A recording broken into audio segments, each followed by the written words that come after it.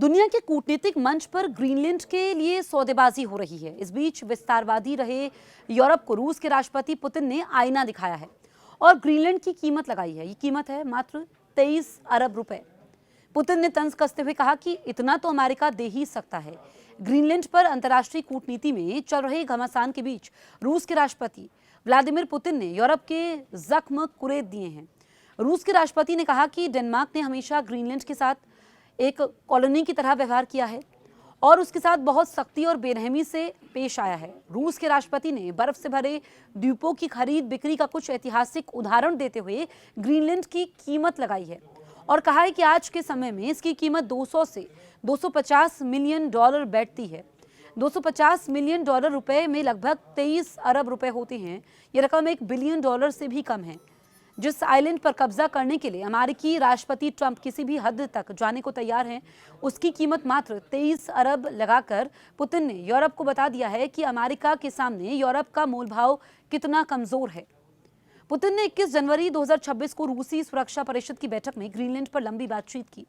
उन्होंने कहा कि यह मुद्दा रूस से कोई सरोकार नहीं रखता है और इसे डेनमार्क और अमेरिका को स्वयं सुलझाना होगा।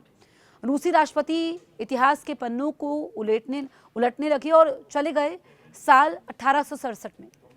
पुतिन ने कहा कि 19वीं सदी में यानी कि 1867 में रूस ने अलास्का को यूनाइटेड स्टेट्स को बेच दिया था और यूनाइटेड स्टेट्स ने इसे हमसे खरीद लिया था।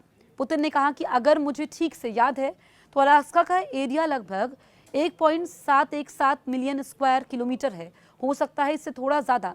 यूनाइटेड स्टेट्स ने अलास्का को हमसे 7.2 मिलियन यूएस डॉलर में खरीदा था। इन सभी दशकों में महंगाई के हिसाब से एडजस्ट करने पर आज की कीमतों में यह रकम लगभग 158 मिलियन डॉलर होगी। पुतिन ने यूरोप पर तंज कसा और कहा कि ग्रीनलैंड का एरिया 2.166 मिलियन स्क्वायर किलोमीटर से थोड़ा ज़्यादा है।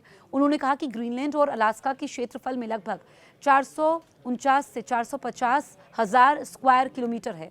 अगर हम इसकी तुलना अमेरिका द्वारा अलास्का के लिए चुकाई गई कीमत से करें तो ग्रीनलैंड की कीमत लगभग 200 से 250 मिलियन डॉलर के बीच होती है। पुतिन ने कहा कि अगर उस समय के गोल्ड की कीमतों से इसकी कीमत तय करें तो ग्रीनलैंड का मूल्य लगभग 1 बिलियन डॉलर के करीब होगा। ट्रंप ने कहा कि अमेरिका इतना खर्च उठा सकता है। और रशिया टुडे ने अपनी रिपोर्ट में कहा है कि पुतिन ने यह भी कहा कि अमेरिका ने डेनमार्क से तब वर्जिन आइलैंड भी खरीदा था। उन्होंने कहा कि सबसे ज़रूरी बात यह है कि डेनमार्क और यूनाइटेड स्टेट्स का भी इस बारे में अपना अनुभव है। 1917 में डेनमार्क ने वर्जिन आइलैंड्स अमेरिका को बेच दिया था। ये भी एक उदाहरण है। पुतिन ने डेनमार्क को चढ़ाते हुए कहा कि डेनमार्क ने हमेशा ग्रीनलैंड के साथ एक कॉलोनी जैसा बर्ताव किया है और उसके साथ काफ़ी सख्ती से बर्ताव किया है।